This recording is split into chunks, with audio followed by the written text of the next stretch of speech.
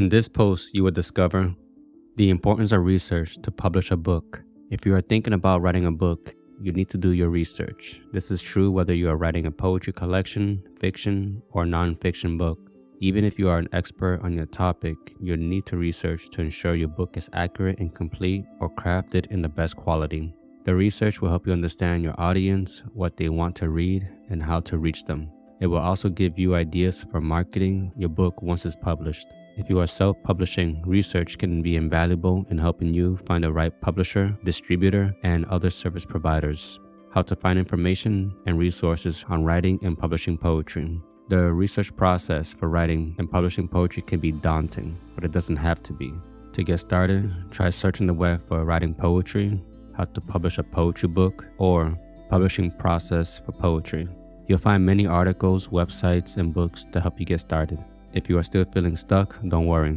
There are plenty of online communities dedicated to helping poets get started. Search for poetry forums or poetry groups to find one that's right for you. If you are looking for more specific information on publishing poetry, try searching for some of the following: poetry contest, publishers accepting submissions of poetry, how to get published in a magazine or literary journals, how to post your own collection on social media.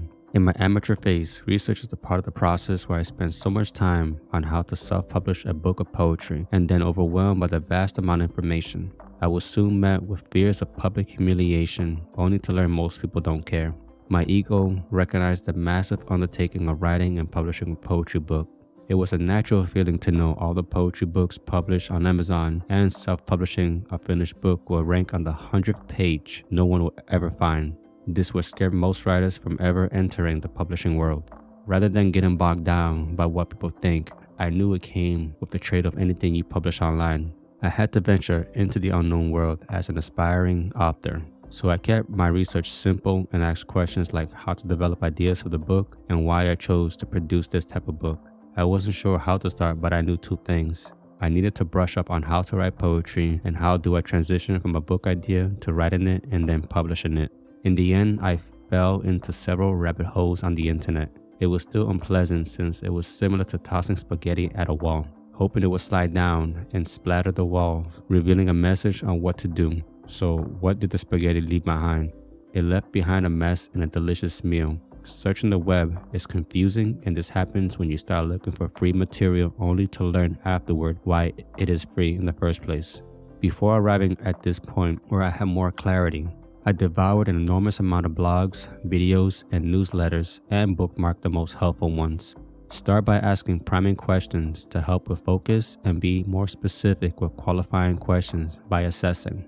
Identify what I know and what I don't know. Identify what I lack and what's my unfair advantage. How I brush up on the knowledge and skills I develop. How to estimate the length of the project. Last, where can I have all this information in a sea of many? Instead of getting ahead, I had to start with what I knew and didn't, the basics. Once I knew I wanted to produce a book, I understood poetry is still alive and less lucrative than other genres like romance or fantasy. Still, there is a market, although a smaller niche.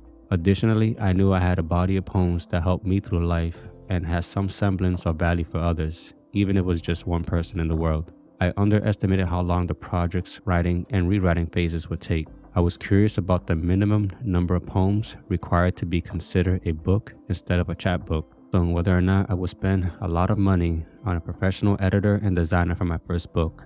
I could have descended further down this rabbit hole, which would have delayed me. Instead, I picked a common theme for this collection and counted how many poems I had available to include for my repository. I chose romantic love poetry as a theme. Luckily, I have over 100 verses that fall under this theme. The next step is to determine the minimum number of pages for a book. Some sources showed 30 on the minimum and 100 on the maximum, so I aimed somewhere in the middle of about 60. That's the easy part of what's ahead, identifying what I lack and what unfair advantage I can leverage. What I lacked was the simple part. It was everything from writing, publishing, and marketing. I learned how vital book reviews are for the book launch period. There are several strategies. Contact book bloggers, bookstagrammers, and published poets to build brand awareness. Develop brand awareness on social media to build a large following and convert them over to your email list to encourage them to review the book.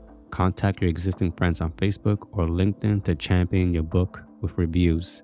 Last, if you have a large budget, in that case, you can pay for legitimate reviews such as editorial and book review websites like NetGalley. I knew I did not have the brand name of authors like Stephen King or William Shakespeare, widely known by many. I don't have a back catalog of books to flash around, nor the reputation as some leader in my unrelated industry to establish a swath of trust. I describe myself as an information technology specialist by day and author by night who loves spending his time between adventurous activities, being an ardent learner on many topics. In my elevator pitch, even I wasn't moved by that statement because I don't have a renowned author clout with a New York Times bestseller status to raise my public awareness and trust from readers. I ponder what leverage I could take advantage of basically. What makes me a fascinating person at a cocktail party?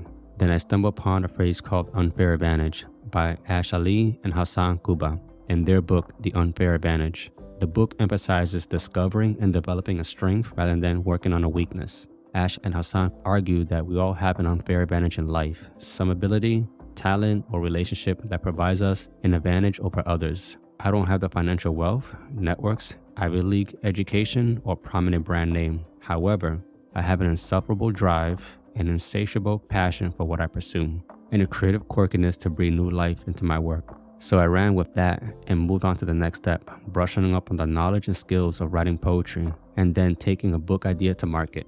With poetry, there was no way I was willing to publish a collection of poems in their original state.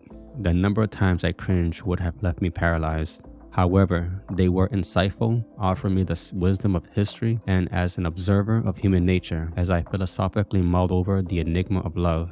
So with these historical artifacts, I just had to breathe new life in each poem in a language I resonated most with but needed to figure out how.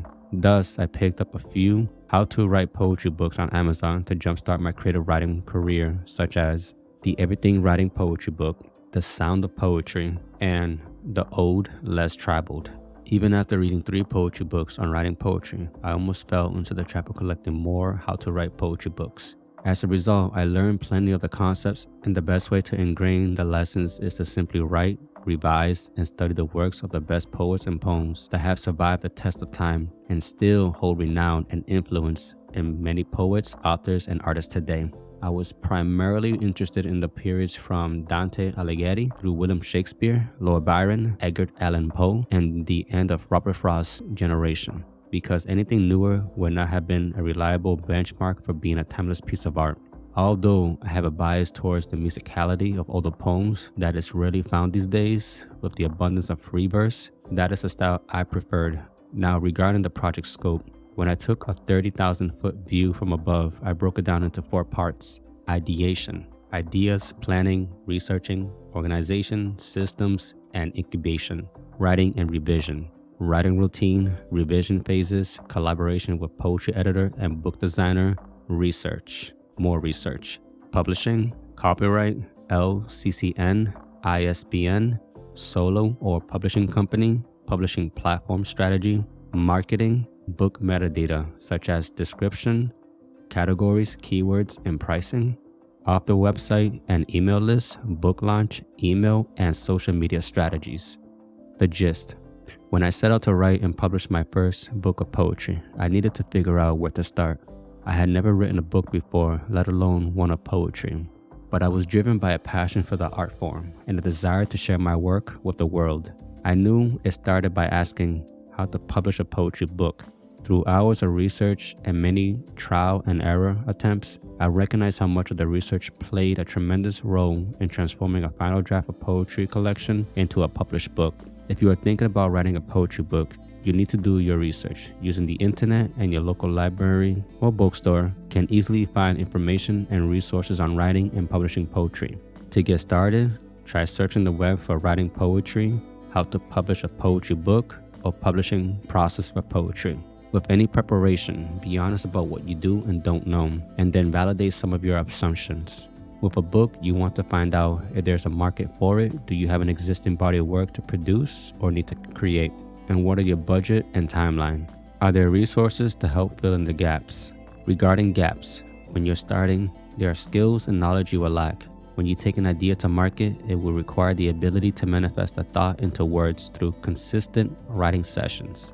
This will affect your publishing, advertising, and marketing strategies, and the availability of time and goals will limit this. Also, if you are aware of your unfair advantage, you could take advantage of it. This will enable you to get the most out of your experience when bringing a book to market. Suppose you are a newcomer to the scene of becoming a published author. In that case, there are more skills to brush up on and something new to learn if you already have some knowledge about this topic. There are plenty of resources, and take your time seeking the most effective one. Pick a few and practice what you learn. The project scope for a published book is thorough, and having an honest view of each stage will better set you up for success, especially with a system in place to remain consistent and deliberate and what needs to get done daily.